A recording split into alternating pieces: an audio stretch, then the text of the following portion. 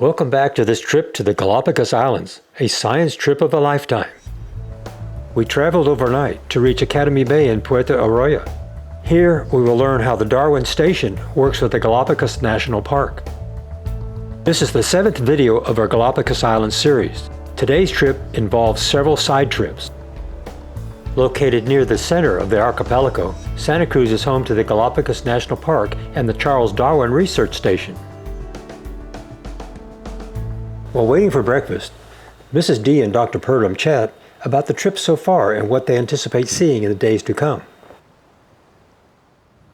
Isn't this just a beautiful location? It is, very much so. Here we are in the Bay of Santa Cruz. Yes, finally a populated area. A populated area with the phone. I've always wanted to visit Santa Cruz, and I'm excited about today. Did you see the Galapagos hawk when we were in Espanola? Well, barely, because it's a very elusive species, so to speak. It's hard to find. I managed to see just a beautiful specimen. And in fact, I think I saw 2 different ones. But I understood from the naturalist that that's the one island where the mating pair is really a pair, one female to one male. And on some other islands, there'll be more than one male to help take care of the babies. You know, it's interesting, too, with the Galapagos hawk. It's actually considered one of the most inbred species of bird in the world. Now, why? Well, they don't like to fly long distances. So once they, by however means, reach the island, they don't leave the island. They stay on that island to breed with each other. And so what they're finding is, and the naturalists basically indicated this, that, you know, Hispaniola has its hawk and other islands have their own hawk. And it may be actually in the early stages of speciation because they're only breeding with one another. And what probably is leading to that, or one of the major factors leading to that, is genetic drift. Okay, whoa. Genetic drift. This is another wonderful science word. What does genetic drift mean? Well, genetic drift occurs in very small, isolated populations. At least that's where it occurs the most rapidly. It can occur in larger populations, but it's much more difficult. And what happens is, when we say genetic drift, it's the idea that it's drifting towards, the population is drifting towards a specific genetic makeup. In other words, in an original population, you might have several, and here's another word, alleles, okay? Oh, yes. All right. And that's varieties of genes, so to speak, of a particular gene. So you might have multiple alleles for a particular gene. Well, as the population only breeds within itself, and, you know, animals die, you start to lose that diversity. So there's a loss of information with genetic drift. Right. So you're getting one allele versus 3 alleles, so to speak, for a particular gene. And so what that leads to, that's what we call genetic drift. It's just essentially, you can just think of it like drifting towards a particular point. Now, selection can also play a role in that, natural selection, because certain alleles may be selected for or against in a particular environment. Now, we have to remember, though, that natural selection sees the individual as a whole. It doesn't see individual genes, so to speak, or individual alleles. But if that allele is significant enough to give it a significant change, so to speak, and it's you know, what we can see on the outside, its phenotype, its characteristics, then it may be selected for or against. So both of those things are probably acting in tandem. Now, another thing that could have a role with these populations is something called founder effect. And Founder effect. Found. Right. So if they were found by, or they were started by a very small population, say maybe one breeding pair, then you don't have a lot of genetic diversity to begin with, obviously. And so that can also lead to a very rapid fixation towards a specific genetic makeup in those animals. These are wonderful words. I think all our students need to know these words. Well, I tell you, the Galapagos is a great place to understand and see a lot of these genetic mechanisms leading to speciation in these organisms. I'm excited about this. I can't wait to teach this to some of my students. That's wonderful. You know something about the warbler finches, too. Right, and it's very unique. These are part of Darwin's finches, and so there's 2 known species right now, Olivacea and Fusca. Those are the 2 species named. Now, they used to be considered one species because they looked so similar. They were similar morphology and similar behavior. And when you say morphology, I understand that, but not everybody understands what morphology is. What's the morphology? So what they look like kind of on the outside, beak size, coloration, things that we can physically see. So they used to be considered one species, and then when they started doing genetic studies, they actually divided them into two species, and which is kind of interesting with this particular bird, because they call this an example of cryptic speciation. Okay? There's another good word. Hidden, kind of cryptic, meaning hidden speciation, because on the outside, they look very similar. They act very similar. But on the inside, when you look at their DNA, they're very different. And it seems to be related to the habitat. So they can be, for example, on, I think it's on Darwin Island. Yes, on Darwin Island and Hispaniola, which we know are very far apart. Very far apart. The habitat is very similar there. And so the species is the same that resides there, okay, even though they're very, very far apart. Whereas on Isabela and Amanos, which are two very close islands, they're different species because they have very different habitats there. Yeah. So even though they're very close, there doesn't seem to be they don't seem to be breeding with one another, so to speak. So you've got two different species. So it's completely unrelated to the distance of the islands. You would base that on the environment. On habitat, yes. So it seems to be. And it's very different from the other finches, which in the other finches, they're very similar genetically, but very different in behavior and morphology. So you see something completely different. So there's a lot of variety. For that too, I like that. I don't know if they have a word. That's just normal. That's, so to speak, normal speciation. But it's really interesting just to see the variety that I think that God has put in his organisms, the creatures that he created, and how they're even changing. I mean, there's not just one way. There's all these ways that we're still finding out. It seems to me God has a sense of humor. Because we would look at something and say, it has to be this way, but then when we have a little more knowledge, it's not that way at all. Right, absolutely. I like this, the multifaceted God we serve. Excellent. Well, I'm excited because we still get to visit some of these places. Right. Hopefully see a few more of these incredible creatures. This has been a trip of a lifetime, hasn't it? Definitely. Of course, the age of the islands is an interesting point. Yes. I do realize that everything that's to the east is considered older than the islands to the west. Right. And I'm sure that's true. It just might be by a matter of only a few years. Right. Versus a few million years. Right. I mean, we've been hearing a lot about millions of years, and we would expect that considering where we're at, and that Darwin is highly revered, on these islands. And his drawings were excellent. Oh, he was an excellent observer of nature. I mean, he was very meticulous and particular, and that was great because a lot of the things that he found, not just here, but even in where he lived, I mean, elsewhere, it's just, he was a great observer, a great naturalist. There's no question about that. But the problem was with his worldview, his starting point, and so when he looked at these things and what he inferred then about the past was the problem. And he thought, well, maybe these species evolved over time, and not just speciation, but that one species could become a completely different species. So one kind of animal could evolve into another kind of animal if you just give it enough time, so to speak. That would require having new information from nowhere, wouldn't it? Absolutely. I mean, you would have to have a mechanism to generate new genetic information, and there simply isn't. Mutation doesn't do it. Natural selection doesn't do it. None of these mechanisms that we've talked about, with all these different genetic mechanisms, enable an organism to gain new genetic information. Would it be true to say instead they lose genetic information? They lose it, or it becomes altered in some way, and it's not in a progression moving upwards. It's interesting because to evolutionists, time is a major factor. If you don't have enough time, you can't, in their opinion, you can't get evolution. You have to have time.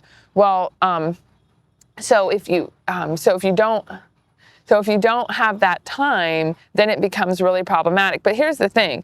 If you don't have a mechanism, it doesn't matter how much time you have. Correct. It's not going to happen. That's correct. So that's invalid. So when we talk, though, as creationists about the islands, I mean, most creationists would say that these islands were formed shortly after Noah's flood, and a lot of the volcanic eruptions, either during or after Noah's flood, when you have a lot of this volcanic activity occurring, which is still obvious, here, that you got these islands forming, maybe between, maybe 100 to maybe 500 or 600 years following the flood. So they're really only about, 4,000 years old compared to millions of years. And so then the difference in the age of the islands is reduced to hundreds, not millions. Oh, yes, or less, yes. The one thing that I've noticed that I just think is a tiny peek into maybe what it was like before the fall of man is how very friendly the animals are and how unafraid they are of man. To be able to get, obviously not to touch them, but within touching distance when they walk up to us is the most incredible thing. Well, yesterday when we had the swallowtail gull, and I almost stepped on it because it was sitting right there, and I was like, the bird's not even moving. It's just letting me. I was saying they almost pose. They just sort of sit there and pose for your pictures. I said it could trick you into thinking you're a really good wildlife photographer because. When you're really not, because these birds and these animals just sit there for you and let you take their picture. And the marine iguanas, just the same thing. I nearly trod on a couple that were just right there in the path. Yes, it's pretty amazing. But still with predators, though. And that's what I think is interesting, even with the land iguana, if a hawk or a marine iguana, if a hawk is around and the little, the hood mockingbird, will warn them, they scurry. They get out of there. So they know what is dangerous. They can still respond to danger, but for whatever reason, they don't think humans are dangerous to them. Silly animals. Yeah. We started off with the sunrise behind us, and then the boat turned and the sunrise was in our faces and the boats turned again. I just love this. Yes, it's very interesting. Exciting. And it is rather fun to look out there and see houses. We haven't seen any of those for days. We've been on islands that are completely pristine, and the only inhabitants that sleep there are the creatures. That's right. Very exciting. Wow, that was a detailed conversation. In the 5th video of our series, as we traveled from Santa Fe Island to the plazas, we learned that Mrs. D is the science teacher at the Living Science Home Studies, and Dr. Purdom is a research scientist and speaker from Answers in Genesis. She has studied the roles of molecular and cellular biology involved in the natural selection and mutations across various organisms. This trip to the Galapagos serves as an exciting laboratory for observing the changes that have occurred in the past and are still happening today. Before going ashore to the Darwin Center, 2 of our science students, Mary Catherine and Haley, come up on the top deck of the Galaxy to talk about their observations so far. Haven't you loved all these cactuses we've seen today? Oh, I know, and they're so different, on all the different islands. Everywhere. I think it was Floriana we saw them, and they were so small. And then the next day we went to, yesterday, we went to Santa Fe, and just the size difference was just so, they were so much bigger. I know, especially by the water. And then did you notice as you go up the hill, they got smaller because of the wind that was blowing against them? I thought that was amazing. Yes. And did you see the rings around them? What were those? Yeah. Those were actually, I believe they were dark rings. Each of those dark rings actually is an old pad that has died, and it slowly forms into the trunk. Oh, wow. And weren't the pads, those are actually the stems of the plant, right? And then all the spines around it, those were the leaves. Yes, exactly. It was so weird. And then they had that whole woody base. So it almost looked like a tree, just with I don't know, kind of like a lily pad with spines all over it. Yeah, it's almost like a tree trunk, but actually the composition inside is just so much different. Yeah, it was so neat though. I loved it. Yeah, and then just the fact that it only grows 1.5 centimeters each year, just every year it only grows that much. I know, and did you see some of those? So they were, how old did we think that they were? I don't remember, but 1.5 centimeters each year, and just how tall some of those things were. Very it was neat. fascinating. Yeah, it really was.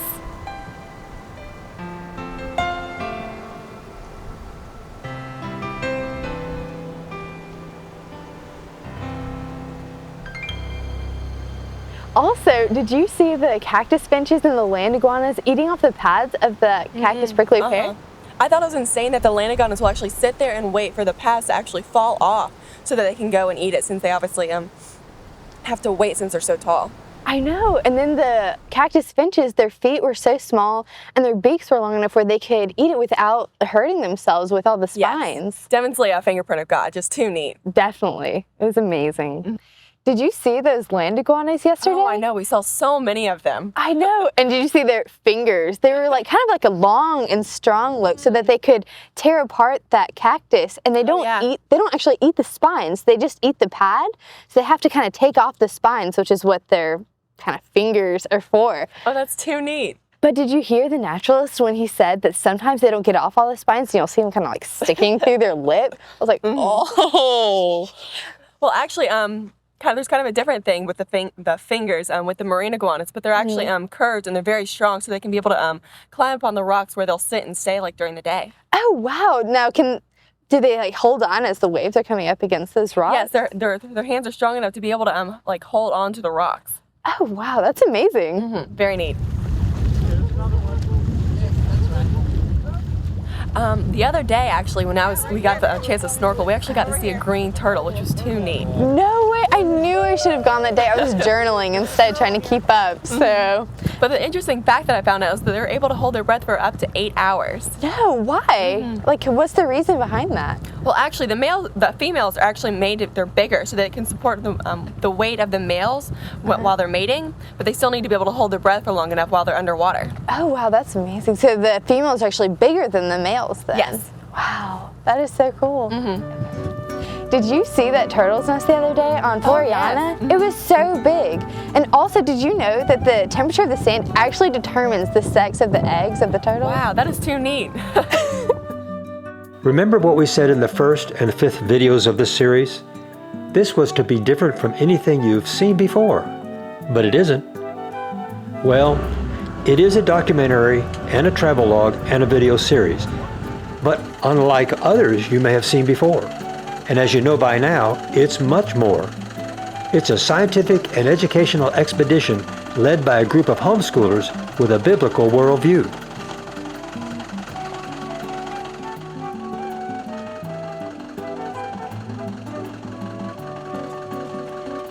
The science team takes a short walk through a button mangrove to the Charles Darwin Research Station.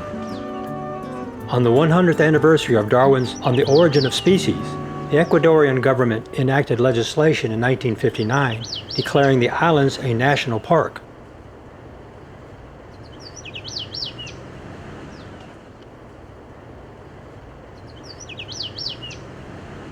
The Darwin Station primarily operates as a scientific facility, conducting research and supporting other projects within the Galápagos National Park and Marine Reserve. Established to safeguard the island's unique diversity, the Park Service aims to protect native species and eradicate invasive plants and animals. This is the head office of a national park. We have about 350 people that work for the national park and all the Galápagos. So they are in charge of the conservation together with the Darwin Foundation here in Galápagos. Not only about the national park, it's also about the marine reserve since '98. So all the Galápagos this is the central part of the national park that they control and do a lot of projects. It's not only the control of the marine reserve and the national park, but they do a lot of research about the wildlife here in Galápagos, and also about how they can eradicate some of the introduced species into the Galápagos.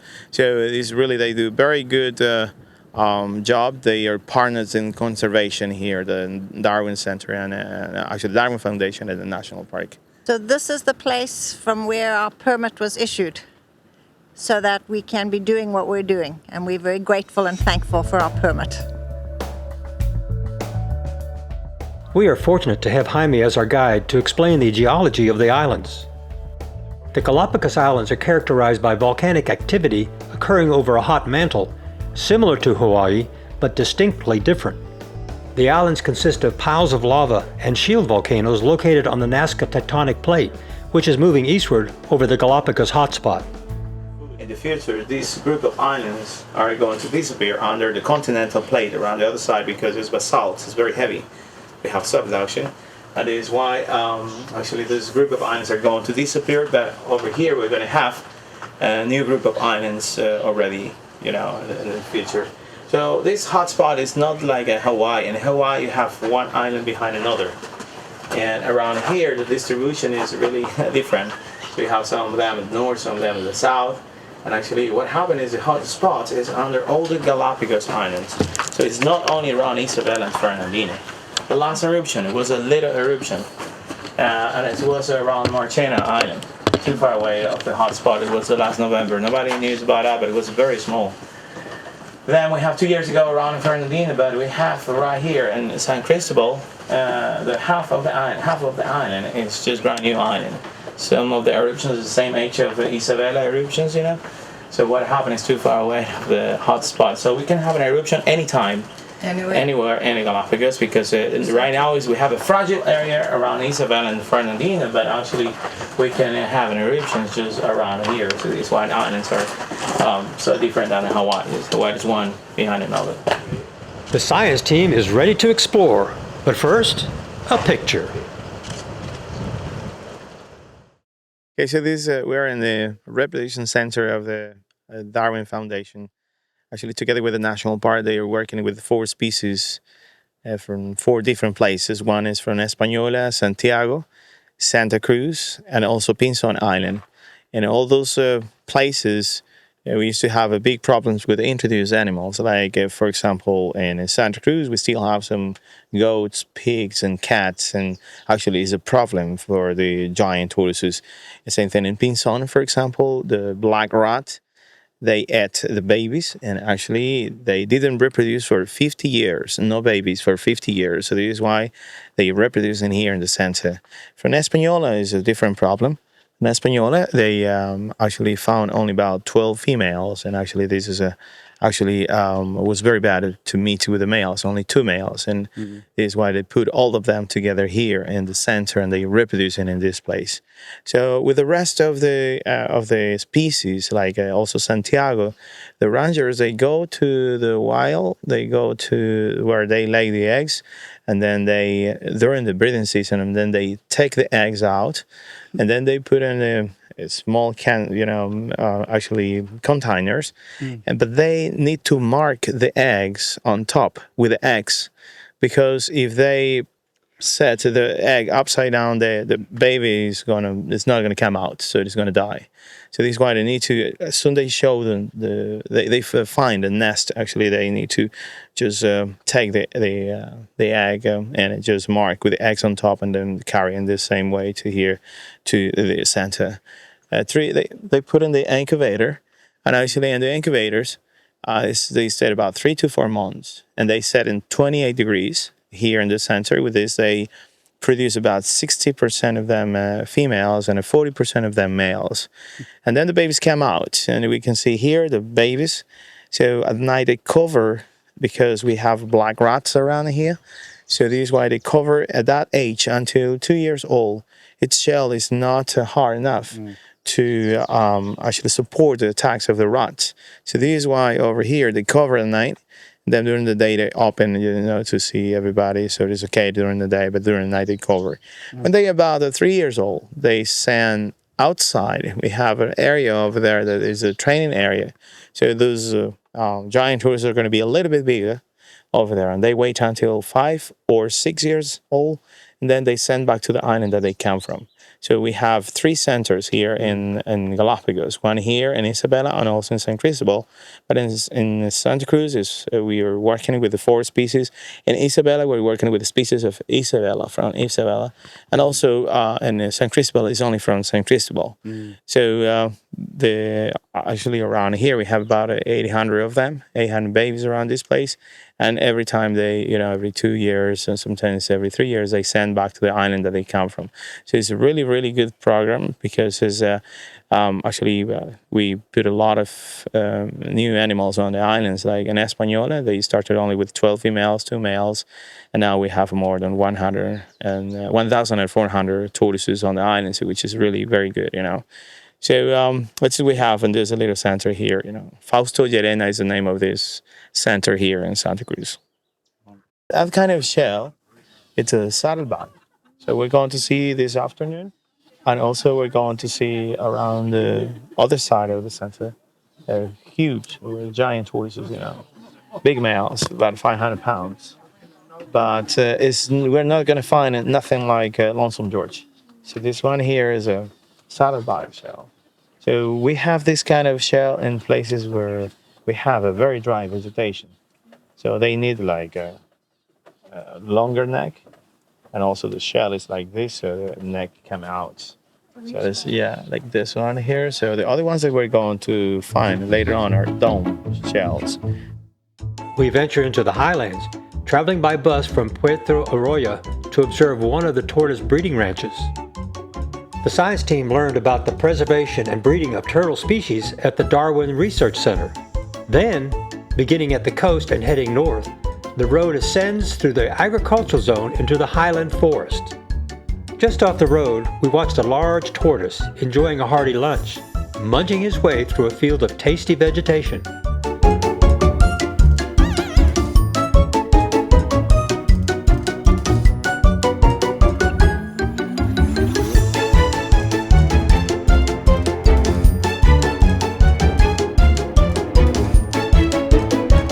He kept his eye on us, uncertain if he would share his mouthfuls of goodies.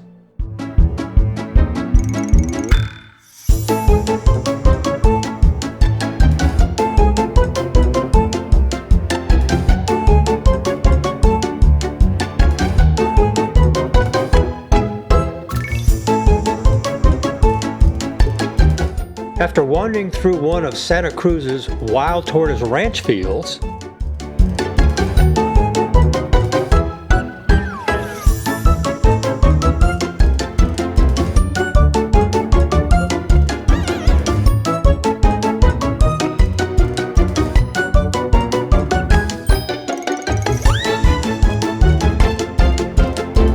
we came upon a monstrous Domeback tortoise enjoying a mud bath.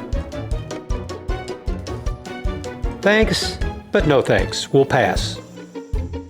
Here we have an example of a Galapagos giant tortoise. This is the species found on Santa Cruz Island. As you can see, it is a domeback. This is because the elevation of the vegetation around Santa Cruz is fairly low to the ground, so it doesn't have to stretch its neck as high to eat its vegetation. Right now, it's in a small pond, possibly for thermoregulatory reasons to keep its temperature at a certain area, or also to keep the parasites off of it. This specimen is probably a male based on its size alone. They can reach weights of up to 600 pounds. They are extremely slow creatures. They move at a rate of about 16 feet per minute, or 0.18 miles per hour. They spend about 2 hours a day in the morning sunning themselves, and then 8 to 10 hours feeding and about 16 hours sleeping each day. So they're very slothful creatures. In order to maintain their body temperature or body weight, they'll eat up to 70 or 80 pounds of vegetation every day, as we saw earlier with another specimen. They just eat just about anything, but they're strictly herbivorous, so they're going to eat the vegetation, not insects, not any other animals around the Galapagos. They're considered basically the kings of the Galapagos. They don't have any natural predators, except for some introduced feral species which compete for vegetation with them. Otherwise, they are free from being preyed upon. That's only true for the adults. The adults have a large carapace, as you can tell, that is fused with the skeleton on the rib cage, but the babies are much more vulnerable as they're younger, with softer shells and easier targets for things such as Galapagos hawks, and eggs are also easily poached by snakes and other creatures found around the Galapagos. Some of them just stayed around these natural pools because we still have some water around here. Normally during the rainy season they start to move down there. So now you see it's dry. Everything is dry now. The tortoises start to coming up to the hills, and normally only the males come out. So 5% of the females come up here, but they don't have to come because they have enough food down there for them. But for the big tortoises, the males, they need more food and water than the females. So this is why they have to come up to the higher area. The tortoises, this kind of tortoises, this is the dome shell. They survive because they were really very big, And for the early people in the Galapagos, the whalers, buccaneers, it was too difficult to carry, 600 pounds from here to the coast. So this is why they survived, most of the big ones. It was not the same with in Floriana or Santa Fe. They were kind of small and it was a really nice anchor place over there. So it was kind of easier than here to take the tortoises. So this is a really very old guy there, but they normally don't like the insects, so this is why they stayed, under the mud. Look at that, it's a monster coming out. They have a very fragile skin. It's not like, it looks tough, but it's very fragile. They don't like insects. Okay, we can see here three shells, but the shells are males. They were males, of course, and one difference is the size, but we can see another difference in the plastron, this bottom part. The males, they have a concave area because they need to mate. Females is flat. Actually, also inside here, you can see the ribs and the back is actually soldered. The ribs are soldered to the shell, so we cannot see when they are breathing like mammals, so they don't move the thorax. So that's actually what we have around here that we can appreciate with this, over here. And also we have, this is a calcareous shell, but we have the outside, what you normally see is this keratin material, same or fingernails. So this is the protection that they have around, and the part of the part of the shell like this one here, this go on the bottom because they move and meet with the rocks. So this one is like very heavy, the same material but very heavy. It's not the same on the top, which is really fine. Those little skin or shells that go on top, but we can see around here. And actually grow with the shells, So this one is kind of old and also is affected by fungus, like the tortoises that we saw around the Darwin Center, a little white on top. So there's a fungus effect also to this part, which is the protection of the shell. So with the females of course are very small, and it's the bottom part or the plastron is flat. It's not like this one. Another thing that we have over here that we can see are the bones of the legs, and as you see those, and actually normally they have to carry a lot of weight, and it's like when we do pushes, so they walk like that, so the bones are gonna deform, and this is why they have like this shape, this bone, and the other one is in front, and the back legs also. So it's like they move like that. And right now, actually, if you like, you can be like take a very good picture, if you get in one there, and actually you're gonna go, put your feet over here and going inside and take good pictures. So it's really nice picture, and you can do that one at a time, and it's nice.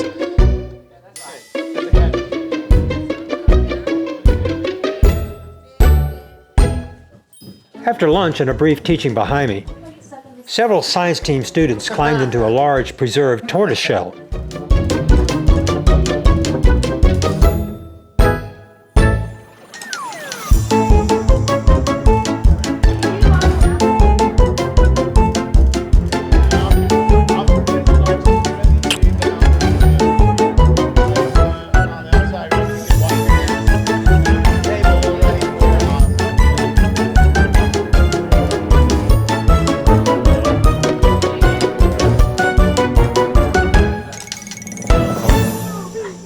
You mind holding this? Hands out. Make like a turtle.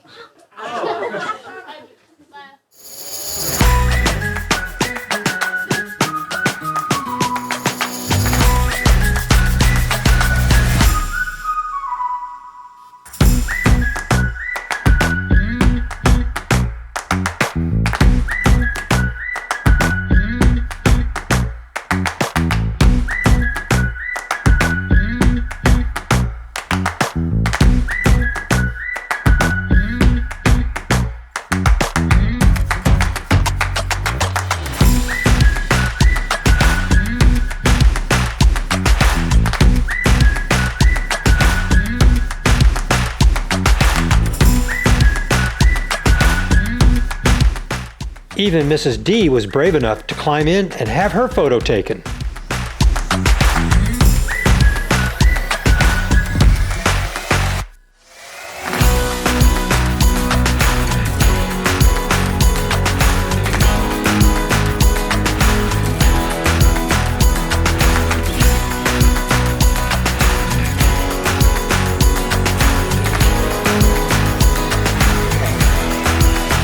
Actually, all the magma come from the higher area where we have the volcanoes. So all the hills that we saw from the sea level, you know, in Santa Cruz, they were volcanoes. They still volcanoes. All those volcanoes, we have big eruptions, you know, and those volcanoes send the magma to the lower place by gravity. So you can see the lines around here. So this comes from the higher place to the lower area. So at the sides, you see how the magma just starts to dry off and actually evacuate around the lower area. But if you see the top, it's a little different because the magma flew really 1,100 degrees, you know, centigrade, and we had big explosions, so like gases, and explode over here. So this is why you can see like cameras or little chambers around here, you know, it's little gases that explode. It's the oxidation of some of the minerals around here. So it's not the same than the iron. Iron on the surface is becoming like a little red.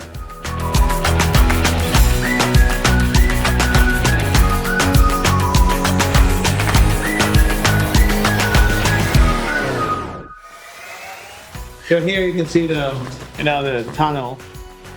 So the tunnel continues, you know, this way and also the other way. We have a lot of those in Santa Cruz.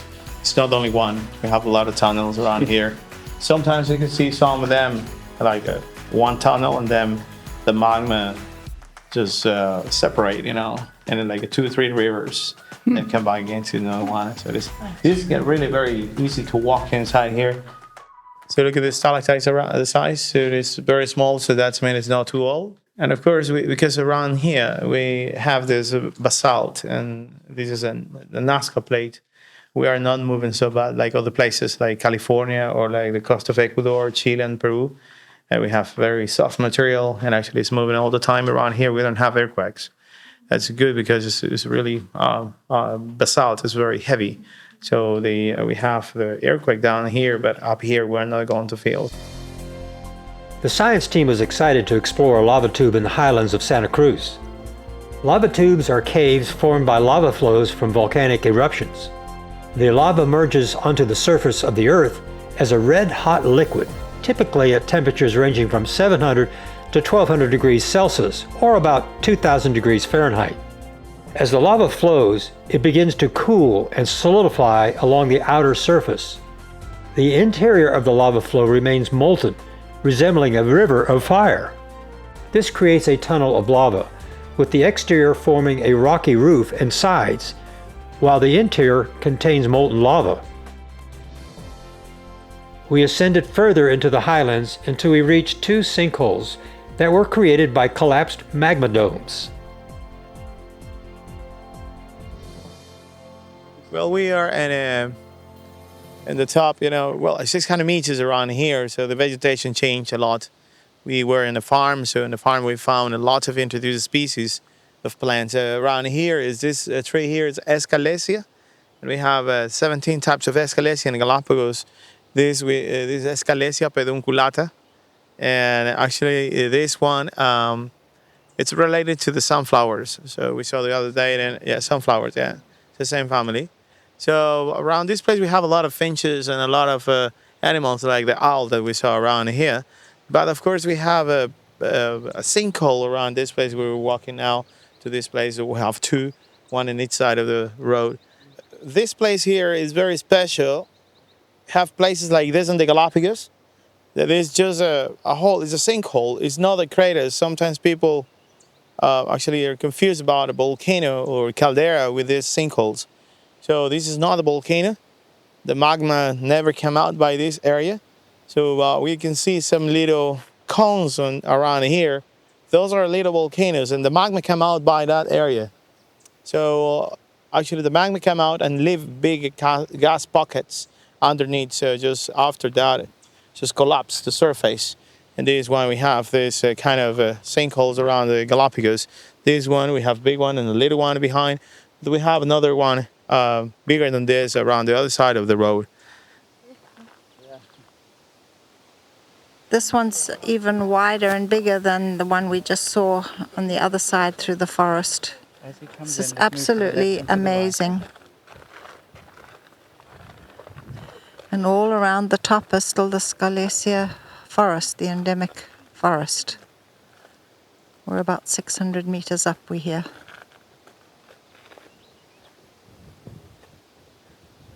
And I understand they discovered these when they were making the road up to the top of this volcanic mountain.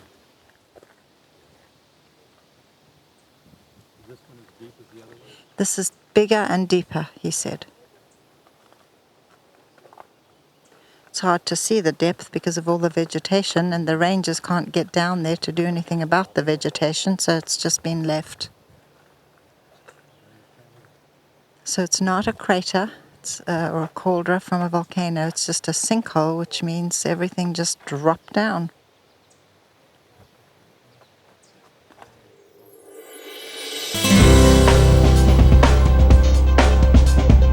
Wow, they've got internet connection here. Let me set a quick message. This morning's opening was intended to be a beautiful sunrise over Academy Bay. But Mrs. D and Dr. Purdle thought it would be a good idea to cover how God prepared his creatures to thrive on these islands.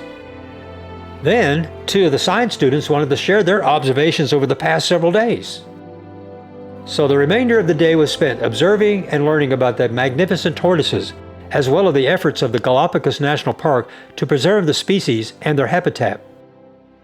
But this evening, there would be a few minutes on the upper deck of the Galaxy to finish this busy day off by capturing a beautiful sunset over Puerto Ayora.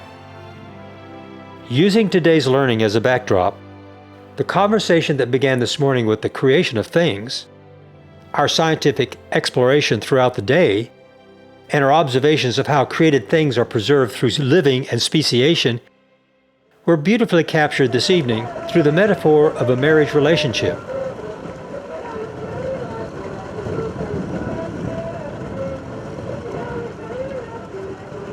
The marriage flotilla that sailed into Academy Bay signifies a new beginning for a couple